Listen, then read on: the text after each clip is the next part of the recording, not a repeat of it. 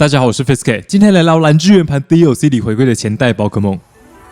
在前2集我们分析过历代御三家，还有御三家跟神兽以外的人嘛，所以这集要讲的就是历代神兽加上几个上次还没讲的对战热门，像巨精怪、风妖精、多边兽之类的。至于分 tier 的标准跟我之前的影片是一样的，所以如果你想仔细看的话，可以自己按暂停。在影片的最后我也会把完整的 tier list 列出来。今天的问题是在这3集前代回归全解析介绍的宝可梦里面，你最希望看到我用谁打对战？欢迎在留言区跟我分享你的看法。首先要讲的是巨精怪，它从前代就是对战上相对热门的准神，而且到了第9世代拿到了蛮重要的加强，因为他以前本系技能都是命中不满的嘛，意念头锤命中率90%，然后彗星拳命中率90%，所以就只能打低速铁头而已，非常的可怜。很多人甚至根本就不想带本系技能，就带守住铁头、跺脚跟冰冻拳，这是以前的标准配置嘛。有 Mega 跟极巨的时候还蛮强的，因为 Mega 巨精怪速度种族值110还算是蛮快的，而且极巨的话比较适合带弱点保险，少了 Mega 跟极巨就没有特别厉害。但是现在他拿到了满命中的精神之牙跟硬压，精神之牙可以顺便破一下对面的光墙跟反射壁，硬压是用对面的血量来算伤害，满血威力是100。另外以前重磅冲撞打极巨化的人会失败，现在就没有这个问题。巨精怪体重有550公斤，还算蛮重的，所以非常适合带重磅冲撞。现在它的稳定性就高了很多。巨精怪之所以比较热门，其一是种族值分配很好，物防非常的高，特防稍微低了一点，当然90并不算是低啦，主要是因为它的 HP 不高嘛，所以特殊耐久只算是中等，但还好它的速度并不快，所以你可以选择带突击背心，然后努力值加满 SP， 其实整体耐久就非常的高，而且它的物攻也很优秀。虽然现在到了9代种族值有点过于膨胀，所以感觉135好像也还好而已，但是它的特性是横进直驱，所以免疫威吓跟抛下狠话，这点对于物攻手非常的重要。考虑到物攻不会被下降，所以巨精怪的输出能力也相对稳定。其二，它的属性刚加超能还不错，超能系本身是一个比较拖后腿的属性，跟很多其他属性组合在一起都会变得很难用，但刚加超能在防守上还算可以，抵抗很多属性，就刚好适合搭配巨精怪偏高的耐久。当然刚加超能在进攻上偏弱，这点我之前分析铁头壳的时候也有讲过，但主要是巨精怪适合带背心，所以格子很多，而且它又会跺脚，所以遇到 Heatran、咆哮虎、赛富豪之类的人，虽然也没什么特别的优势，但并不是完全没办法打他们，还是有一定的反击能力，这点就比铁头壳好很多。因为铁头壳只会蒸汽弹嘛，遇到很多刚系的人，他只要不太精打、太精爆发，就会根本没技能打，所以我会给他 Mid B。他其实真的没什么特别的缺点，就是属性在进攻上不强而已。所以如果你的队伍适合放巨精怪，比方说你需要一个抵抗广域战力的人，但是又不想弱妖精系，那巨精怪就是一个可以考虑的选项，因为它4倍抗超能，2倍抗钢嘛，玩风铁头壳，配置通常就是突击背心、生命宝珠或讲究头带，技能带精神之牙、钢系技能、先制的子弹拳加一个非本系技能，像是跺脚、拍落、臂锤、地震，看你队伍需要什么。生命宝珠可以换掉一个改成守住，因为它不像螳螂有技术高手嘛，所以必须要头带子弹拳才可以欧口加很多耐久的正义法，但头带会锁技能，对巨精怪来说不太方便，所以就看个人选择吧。不然就是搭配古剑爆，然后灾祸之间加生命宝珠子弹拳，就可以一拳锤死正义法。因为巨精怪的优势主要在于抗性，所以队友通常会搭配一些属性适合跟他联防的，例如土地云、水恶鬼碰、咆哮虎之类的，他们几个都是联防优秀，然后连攻也 OK 的队友，但他们不太好打龙系，所以你一样可以多带个正义法或古剑爆。但是不管你要带谁，要注意的是现在环境热门的人里面有不少是巨精怪相对难打的，像是咆哮虎、恶系武刀雄狮、古剑爆、月月熊、土地云、古玉、炎帝、铝钢桥龙，所以你的队友必须比较好处理他们，这是组队上要注意的事情。不过在开始介绍下一个人之前，如果你觉得这集影片有趣或是对你有帮助的话，记得按赞、留言还有订阅我的频道。如果你想跟更多人一起聊关于宝可梦的事，也别忘记按资讯栏里的连结加入我的 Discord 伺服器。下一个是多边兽，它从前代开始就一直是对战热门的空间兽，因为多边兽2可以进化成多边兽 Z 嘛，但是多边兽2本来种族值就已经很高了，进化以后种族值提升很少，所以我们一般会让多边兽2代进化期时双防变成 1.5 倍，然后再搭配一个击掌辅助来开空间，对面其实就很难阻止，因为它的耐久真的太高了，非常难激活打死。对面通常需要搭配击掌、挑衅、蘑菇包子之类的手段，多拖1-2个回合加上克制技能，才有可能阻止多边兽开空间。它作为空间手的优势有3个，第一是刚才说过的耐久非常高，第二是它有续航能力，开出空间以后点自我再生，你就算守住拖完空间，它还是会轮转出一个咆哮虎，然后拍你一下再开第二次空间，导致偷空间的难度变得非常高。而且如果打到残局，多边兽的单挑能力也非常强，它可以点2次自我再生，然后打你一下，再点2次自我再生，再打你一下，你只要没办法打它过半，就有可能被它耗到死。第三是它本身输出并不低，虽然多边兽的特攻种族值只有105，但它的特性是下载，出场时如果对面2个人的物防加起来比特防高，多边兽就会上升一段特攻，特防比物防高就会上升一段物攻。就算努力值全部堆耐久，只加4点给特攻，然后性格修正特攻，只要一下载到特攻，它的特攻实际值就是207，会比极限输出的正义法还高。因为正义法252特攻内练也只有205而已嘛，就非常的扯。这就导致你在组队的时候需要留意队伍的双防分配。如果你的双防加完差不多的话，通常我们会让特防稍微高一点，避免对面多边兽下载到特攻。所以多边兽光是存在这个环境，就会对很多人的努力值分配产生一点影响。另外也因为多边兽有可能下载到物攻，所以它其实可以玩双刀，反正它会开空间嘛，性格减速度就好。以前的双刀多边兽可能会带个蛇身冲撞，但现在朱子有一个非常智能的技能叫做钛金爆发，在你还没钛金的时候，它是一般系的特攻技能，刚好多边兽就是一般系的特攻手嘛。但是在你钛金之后，它会依据你的物攻或特攻哪边较高，然后自动变成那一边的技能。所以你只要下载到物攻，然后钛金幽灵打出来的钛金爆发就会变成+1的幽灵系物攻技能，可以直接把正义法满血秒掉，导致钛金爆发变成一个超级适合多边兽的技能。以前我们通常会带3重攻击嘛，但现在你不管钛金什么属性，其实都可以带个钛金爆发，所以我会给他 Mid A。反正他从以前就一直很强，只要你的队伍需要开空间，就可以考虑用多边兽。它的缺点就是道具只能带进化骑士，所以你可能会怕挑衅跟催眠，而且也怕被咆哮虎拍落。只要少了道具，双防就会瞬间变成原本的2/3，相当于打完一次近战。队友就是搭配任何需要开空间的人啦，没有一定要是谁，但经常会有咆哮虎，因为它有威吓加击掌。多边兽本来就只弱格斗，而格斗系基本上都是物攻手嘛，就算是武道雄狮，如果打近战也一样怕威吓。如果对面打不动多边兽，又没什么别的反空间手段，咆哮虎就直接后手抛出队友来打，也非常的方便。另外它还有一个进化型多边兽 Z， 特性是适应力，而且特攻非常高，所以打本系技能威力很高。但适应力这个特性非常不适合太进化，所以我认为用的人应该不太多。不过要玩的话还是可以的，我会给他 High D。下一个是花疗环环，它是一个还不错的辅助手，因为它的专属特性超级强，会让所有吸血跟回血技能的先制度+3，也就是比神速快跟击掌奇袭一样快。而且它的速度种族值又是100，通常会比击掌的人还快，所以什么咆哮虎或铁臂膀之类的根本就排不到它。它的种族值分配也还算适合，用不到的物攻很低，而且双防够高，所以加满 HP 的话耐久还算可以。另外它同时会开顺风跟空间，这点非常的扯，或者也可以终极吸取跟吸取之吻打自己的弱点保险，这也是极巨化常见的玩法，所以我会给它 Miss C， 主要就是拿来帮队友补血用的。所以如果你的队伍围绕着某个耐久很高的强化手，那就可以考虑，但它的输出能力很弱，所以泛用性其实不太高。下一个是霸王花跟美丽花，虽然它们都是走路草进化的，但是美丽花非常的烂，没有理由用它，我会直接给它 F。霸王花极速112叶绿素特性，而且会凝先请，其他方面可以当做是比较弱的妙蛙花，但是因为它会凝先请，所以可以搭配煤炭龟喷火，属性又跟全月小姐不一样，是草加毒的特攻手，所以我会给它 Miss C。如果搭配煤炭龟的话，还算有一定的可取之处啦。下一个是风妖精，它从前代也一直是最强的顺风辅助手之一，因为特性是恶作剧之星，而且技能池非常好，会很多很有用的辅助技能。最主要的就是顺风、空间、围攻、挑衅、假哭跟再来一次，而且它是所有恶作剧之星的顺风手里面速度最快的第1名，所以可以先手挑衅其他辅助手，让他们做不了想做的事。比方说先手挑衅龙卷云，它就会开不出顺风。以前龙卷云其实有点怕风妖精啦，不过现在的龙卷云有枯叶风暴可以克制风妖精，所以真的遇到的话，它也可能直接不点顺风，先把风妖精打死。相较于龙卷云，它的优势是辅助技能种类比较多，所以对面很难猜你的配置，尤其在神战的排位，你连它4格带了什么都不知道，几乎不可能判断对面风妖精要点顺风还是空间，就只能跟他猜拳而已，强制让第一回合变成一个猜拳性质更强的游戏，所以我会给他 High A。如果你的队伍需要比较高的输出，就带龙卷云；如果需要某些特定的辅助技能，那就可以考虑风妖精。用法基本上是一样的，所以其实没什么好特别介绍，反正就是开出顺风，然后队友先手把人打死，没事做就点个月亮之力或是别的技能辅助。因为它的耐久非常低，所以配置通常是气势皮带，然后252特攻252速度。不过够带密探斗篷的人也很多，两个都可以。技能就看你需要什么，但通常是顺风、月亮之力加2个变化技能。而且因为月亮之力本身的基础威力很高，有95，所以气势披带风妖精打克制的伤害其实不低。不过如果你队伍妖精系够多，要换成能量球之类的，当然也是可以。另外，因为它弱龙卷云，顺风队互打又经常两边对开顺风，所以它最好要搭配克制龙卷云的队友，例如古剑豹、猛雷谷、雷吉埃勒奇或戴拉基翁。接下来要讲的是历代神兽，首先是2代的拉蒂亚斯跟拉蒂欧斯，他们两个各方面几乎都一样，只是种族值分配有点不同，哥哥双攻比较高，妹妹双防比较高。不过他们的属性龙加超能在进攻偏弱，很少人弱这2个属性，抗性就还可以。虽然弱点也很多，但是可以玩疯3种恶鬼碰、5道雄狮跟铁臂膀，在联防上有一定的 niche， 所以通常大家都是用妹妹，很少人用哥哥。另外他们的特性是漂浮、免疫地面系技能，这个特性在前代只算是普普通通，但在钛金时代很有用，因为钛金以后你还是可以保留特性的效果，所以钛金刚的拉蒂亚斯就会玩疯现在热门的很多人，像是土地云、龙卷云、金光花、月月熊、麒麒麟、金刚星、巨鲸怪、铁头壳，这些人全部都掏不出技能打钛金以后的拉蒂亚斯，尤其这些人多数是特攻手，拉蒂亚斯本身特防也很高，加上抵抗以后就是完全没有伤害了，或者钛金毒也可以，虽然抵抗的没这么多，但是弱点就只剩一个超能而已。另外他们2个各自有一个超能系的专属技能，以前威力只有70，非常的烂，现在提高到95，就是一个很大的强化了，因为它的附加效果还不错。哥哥的技能叫洁净光芒，打完有50% 几率让对面特防减1，效果比较普通啦。妹妹的叫博物球，而且效果是打完降特攻，非常有用，很适合搭配高特防 stall out 对面的特攻手。另外他们2个都可以高速开顺风，也会冰冻之风，而且特攻技能池非常的广，也是一个蛮不错的控速辅助，所以我会给拉蒂亚斯 low A。如果你的队伍很需要联防5道雄狮跟恶鬼碰的手段，它就是很不错的选择。而且钛金前跟钛金后都可以玩疯很多重要的对象，所以在防御上非常的优秀。道具很适合头盔、防尘镜、文佑果或密探斗篷，配置通常是博物球跟顺风，剩下2格带什么都可以。比较适合的选项有冰冻之风、冰冻光束、波导弹、自我再生跟帮助。队友可以搭配一些适合跟他联防的，尤其现在的 meta game 有很多人都弱地面，反而抗地面或免疫地面的人好用的就很少。龙卷云跟土地云耐久太低，都不适合联防，最好用的就是金刚星 Cresselia 跟拉蒂亚斯而已。其中一个适合跟拉蒂亚斯联防的例子是咆哮虎，因为它抵抗全部咆哮虎的弱点，2个人几乎可以完美联防，又可以击掌开顺风。另外铺展将军也还不错，因为拉蒂亚斯抗格斗地面跟火，所以你可以配一些怕威吓又适合顺风的队友，像是恶鬼碰、古剑豹、破空焰之类的。拉蒂欧斯我会给他 low B， 因为他主要就是中等耐久的输出手，同时也会开顺风，所以可以顺便辅助。弱点还蛮多的，所以对钛金的依赖会比妹妹更高一点，不然你可能还没打到输出就死了。道具一般是心之水滴、气势披带或密探斗篷，3个都可以啦，反正它比较脆，所以就看你想不想把钛金给他。技能通常是洁净光芒、流星群跟守住，最后一格从顺风、波导弹、冰冻之风里面选一个，因为它主要的输出手段是流星群，可以直接把人砸死，所以最好搭配一些适合连攻钢系跟妖精系的队友，像是 Heatran、赛富豪、龙头地鼠、大牛拉或构战狗。另外它还会单纯光束，这个技能还蛮稀有的，之前能用的只有哥达亚而已，所以你也可以搭配强化手玩一些特殊的配置。下一个是3代的雷吉家族，就是雷吉奇卡斯、雷吉斯奇鲁、雷吉艾斯跟雷吉洛克，全部人的名字都非常的难念哦。先讲他们的老大雷吉奇卡斯，他虽然种族值跟一级神一样有670，但是特性是完全的负面特性，所以必须要搭配能把自己特性消掉的手段才有办法玩，不然他就是完全没有任何用。方法有双弹瓦斯的化学变化气体、风妖精的烦恼种子、君主蛇跟电蜘蛛的位移，还有图标课的描绘。上述每种各自都有一些 counter 的方法，其中最稳定的就是双弹瓦斯，所以他通常都会搭配双弹瓦斯，这也就导致他的首发跟组队弹性非常低，必须搭配特定队友才可以发挥正常人的强度。我会给他 Miss C。隔壁有双弹瓦斯的时候还蛮强的，但只要双弹瓦斯一死，他就会直接变成废人。而双弹瓦斯队在组队上的限制又非常多，所以泛用性超级低，操作难度也比较高，就只是可以玩而已。雷吉艾斯特防非常高，同时特攻还算堪用，所以在他们整个家族里面种族值分的算是不错了。而且9代的雪田效果是冰系误防变成 1.5 倍。雷吉家族的共同特性横进之躯，对低速特攻手没什么用，而冰冻之躯可以在雪天下回血，所以他唯一的出路其实就是混雪天队。你可以用超高的双防硬吹暴风雪，如果对面不克制冰系的话，要秒掉他真的蛮难的，所以我会给他 low C， 因为他速度超级慢，纯冰系进攻也不强，所以只能说是可以玩而已。遇到不太抗冰的队伍就可以打一打。雷吉洛克误防非常高，就是物理版的雷吉艾斯，但是误防低可以靠威吓，特防低只能靠沙暴跟背心，你也不会想为了他专门开沙暴，因为他速度太慢，而且又没什么输出，所以我会给他 low D。虽然不至于超级烂，但是比他好用的人太多了，所以要用岩石系其实也轮不到他。最后讲雷吉斯奇鲁，他的种族值分配算是非常好了，因为他会铁臂扑击跟瞬间失忆，搭配本身非常高的双防，只要强化2次以后，对面就可能打不动了。特性横进之躯也算是有用，因为他有重磅冲撞可以撞正义法。一般我们如果要用正义法来打年美龙，其中一个方式就是先威吓他2次，然后正义法就可以站着跟他硬打了嘛。雷吉斯奇鲁免疫威吓就还蛮不错的，但是现在几乎任何队伍都会带火系跟格斗系技能，纯钢系其实还是蛮常需要钛金的，而且武道雄狮又很热门，他根本就不需要管你铁臂几次，直接钛金揍下去就可以了。所以雷吉斯奇鲁的缺点还是比较明显，我会给他 low B。他的玩法就跟所有铁臂扑击的人一样，而且每个人各有优缺点，所以很难说哪个人最好用，我只能说可以玩。至于你要选年美龙、张伟连甲龙还是雷吉斯奇鲁，就看队伍跟个人选择吧。考虑到现在恶鬼碰跟武道雄狮很多，我会觉得选鳞甲龙更好一点，因为它抵抗的属性更关键嘛。下一个是5代的格斗系3件事，就是戴拉基翁、勾帕路翁跟臂力吉翁，名字也是非常的难念。他们3个的特性都是正义之心，完全没得选，就是每次被恶系技能打到，自己务攻会加1，队友围攻打4下就是加4，所以唯一的玩法就是围攻。但是我们如果仔细看3个人的种族值分配跟技能值，会发现勾帕路翁跟臂力吉翁的务攻非常低，而且围攻完以后并没有什么适合打的技能，所以非常的没用。勾帕路翁在以前有弹跳，所以是可以围攻完打极具飞冲，但是现在顶多就是打钛金爆发而已，效果差太多了。我会给他们2个 low D， 因为输出太低了，而且又是白板特性，所以很难找到理由用他们。就算是铁斑叶都比他还厉害一点。戴拉基翁不止务攻高、速度快、耐久不差，而且还会本系岩崩，加4岩崩威力非常的高，75×3×本系 1.5 是337，威力很接近钛金刚的眼镜淘金潮，所以很多耐久不够高的人都会被满血崩死。他的速度也刚好是最适合围攻的范围，因为刚好比风妖精跟一家鼠慢一点点，就可以围攻完马上先手输出。另外他有2种特殊的玩法，我觉得也值得提一下。第一是岩石加格斗抗性比较烂，而且又弱清扫滑梯，刚好他本身 SP 跟双防都不差，所以很适合防御钛金。第二是围攻岩崩最怕的其中一个东西是击掌气息，所以你除了戴拉基窝密探斗篷、风妖精钛金幽灵带气势皮带以外，有另一个方案是风妖精带密探斗篷，然后戴拉基翁钛金幽灵带弱点保险，围攻又是恶系技能，就会直接把务攻加满，变成加6岩崩。第2回合就算对面看到你钛金幽灵以后，上一个恶系的人要点突袭，你也可以用另一个 gimmick， 就是戴拉基翁点电光一闪，然后风妖精点自己队友再来一次。因为再来一次的机制是当回合出手顺序会按照你这回合点的技能，但打出的技能会变成你上回合已经打过的技能，所以你就会在第2回合用先知度加1打出岩崩。对面只要速度没有你快，突袭就会失败。但是缺点是你自己也会锁岩崩，而且这是一个前代就有的老玩法，所以对面也可能会防范，算是有好有坏吧。我会给他 maybe， 因为这个组合非常老了，从5代开始就一直是这样玩，所以大家其实都猜得到你可能会干嘛。但是有些队伍只要没有手段阻止围攻岩崩，就有可能会被全队崩穿，所以只要成功的话，打起来也非常快速。队友主要就是应对一些围攻岩崩不好打的情况，例如对面抵抗岩崩有威吓或是有抗马掩护。抵抗岩崩最常见的人是武道雄狮、赛富豪、铁臂膀、铁头壳跟气势猴，没提到的基本上都弱格斗，你可以直接加4近战揍死就好。然后上述那些有很多都怕咆哮虎、金刚星、土地云跟巨鲸怪，所以他们也是比较适合搭配戴拉基翁的队友。你可以从这里出发开始组队。下一个是2代的炎帝水军跟雷公，他们3个都是凤王的小弟嘛，从伊布转世投胎变成的。首先他们3个特性都一样，是压迫感跟精神力。压迫感完全没有任何用，所以一定是精神力。尤其现在环境的咆哮虎跟金刚星实在太多了，所以精神力就变成一个超级强的防守特性。对于务攻手，几乎等于是密探斗篷加亲近坠饰的效果。就算你是特工的辅助手，那也至少省一个密探斗篷嘛，不算是太没用。先讲雷公，他是3个里面最烂的一个。其实不是因为他本身很烂，是因为猛雷骨真的太强了，几乎就是强化版的雷公，所以他的优势只剩下可以用相对高速来辅助而已。他在8代有一定的 niche， 原因是当时没有密探斗篷嘛。雷公精神力不怕拍，电系抵抗巨兽转跟极具闪电，而且速度115在当时也比较快，所以可以拿来开墙。但是现在就没有那么好用，一方面是其他人速度真的太快了，像是正义法、围巾武道雄狮之类的，很多人都可以在墙开出来之前就把他打死，所以我会给他 high D， 就是还可以用，但通常用猛雷骨输出或其他人开墙会好一点。再来水军是一个不错的辅助手，因为他会开顺风，耐久非常的高，而且纯水系弱点也少，他是所有顺风手里面耐久最高的第1名，而且他不怕击掌，所以除非对面挑衅或是用2个克制技能击破，否则很难阻止水军开顺风。同时他还是顺风手里面反空间能力最好的之一，因为开空间最常见的手段就是击掌掩护嘛，他根本就不怕击掌，而且又会吼叫，你只要带个防沉浸加上火力高的队友，他甚至上盾箍也没用，对面开出空间的难度就会变得非常高，除非对面是靠马掩护，而且我方另一个人打不死对面的掩护手才有可能开出来。另外他还会冥想跟大声咆哮。空间队通常都是特工手，所以会非常怕这两个技能。你只要坐地冥想个2次，然后一直吃剩饭，对面就会很难输出，要把空间拖完也很容易，所以我会给他 High B。他的缺点就是速度不算快，而且输出比较低而已。因为特攻不够高，所以需要慢慢冥想。而且水加冰在进攻上也有盲点，就是打不动水系。不过如果你的队伍需要可以反空间的顺风手，那就可以考虑水军。最后炎帝是一个蛮热门的务工手，而且现在可能是他史上最强的时候吧。因为钛金一般讲究头戴加灾祸之间的神速斩杀线非常高，虽然他的务工比快龙低一点，但是属性更好，比较不依赖防御钛金，而且技能池更好，所以整体来说稍微更强一点。目前炎帝的使用率大概在前10几名，还蛮常见的。虽然他是务工手，但就因为他有精神力，所以根本不怕威吓跟击掌。加上神速是整个游戏最好的先知技能之一，威力80，而且先知度+2，所以对面甚至没办法看我马或愤怒粉掩护，因为掩护技能的先知度也是+2。炎帝速度比快龙还快，经常都可以超速对面的掩护手，进攻就非常的方便。尤其在残局两边都只剩2个人的时候，你只要神速看着对面其中一个残血的人，他就可能会完全无法反制。另外圣火的效果也非常强，不只是高威力的本系技能，甚至打完以后有50% 几率可以烧伤对面，所以对于很多不是火系的务工手都非常的烦人。因为就算点鬼火命中几率也只有85%嘛，圣火打完有伤害又可以烧伤，简直就是太划算了好不好？甚至很多玩铁壁扑击的人也不喜欢对上炎帝，因为就算钛金城抗火的属性，只要一被圣火烧伤就会直接废掉了嘛，而且剩饭也没办法吃了，所以会同时失去续航能力。神速、圣火跟精神力就是炎帝最大的优势，这也是为什么破空焰其他各方面都比炎帝好，但是使用率跟炎帝完全不能比的主要原因。我会给他 Mid A， 虽然他的优点很明显，但是缺点也蛮明显的，就是 coverage 很窄，毕竟是单属性输出手，如果碰到抗火的人，就只能打一堆非本系技能，伤害也不会多高，所以不是头戴的炎帝，面对很多人其实都打不太动，尤其是水系跟龙系，就只能大声咆哮搞一搞对面互相受一下而已。它的配置弹性不算大，主要就3种而已，就是头戴、背心跟围巾。头戴通常会搭配古剑豹，带圣火、闪焰冲锋、跺脚跟神速。闪焰冲锋是因为你需要一个更高威力而且满命中的技能，确保能把人打死。跺脚是打一些抗火又弱地面的人，所以2个都还蛮重要的。背心通常是带圣火、跺脚、神速跟大声咆哮，会加更多耐久，确保能安全的switch正义法的炎季魔法闪耀。然后物防加到能接水2碰的吉藤棒，务工加到圣火加神速可以打死金刚星，其实就可以了。所以一般速度会比较慢。如果放在顺风队的话，你也可以不带大声咆哮，改成你需要的钛金爆发，耐久就不见得要加这么多。围巾比较适合搭配擎天队，因为炎帝它也会喷火，而且它的特攻甚至比煤炭龟还高，有90，所以喷火也是有一定伤害的。而且它精神力不怕击掌，也蛮适合带围巾高速救场嘛，不像火爆兽会弱幽灵跟2，碰到特防比较高的人，像是正义法，就直接擎天闪焰冲锋把他冲死。至于炎帝的队友，通常是看你队伍偏向进攻还是比较平衡。进攻的队伍就是带古剑豹，也许还有快龙，加上控速辅助，像是正义法、龙卷云、风妖精，还有至少一个应对精神场地跟围甲的手段，像是金刚星、巨鲸怪、赛富豪、铺展将军，跟克制咆哮虎的手段，例如土地云。如果有带手动擎天的话，也可以用波荡水来打。偏向平衡的队伍，通常就是搭配水系、草系跟冰龙或妖精，选项还蛮多的，像是暴鲤龙、金刚星加正义法、盾菇、武刀雄狮加猛雷骨、水恶个碰加正义法，这些都是可以发展的 chorus。最后是这集的 tier list， 在经历这么长时间的制作之后，终于完成了这次的前代回归全解析。所以我也想感谢每个看到最后的人，因为这次 DLC 是朱子最后一次有新的宝可梦进来嘛，所以类似这种形式介绍跟分析宝可梦的影片，可能短时间之内就不会有了。但我之后可能还会做不同主题的对战分析影片，所以大家如果对什么样的题目感兴趣，可以在底下留言告诉我。最后照惯例，如果你想看更多有趣的队伍讲解，记得按赞还有订阅我的频道，你就不会每次都被对面的圣火烧伤。然后带了气势皮带也等于没带道具。最后也非常感谢每个 YouTube 会员的支持。Have a good day， 拜拜。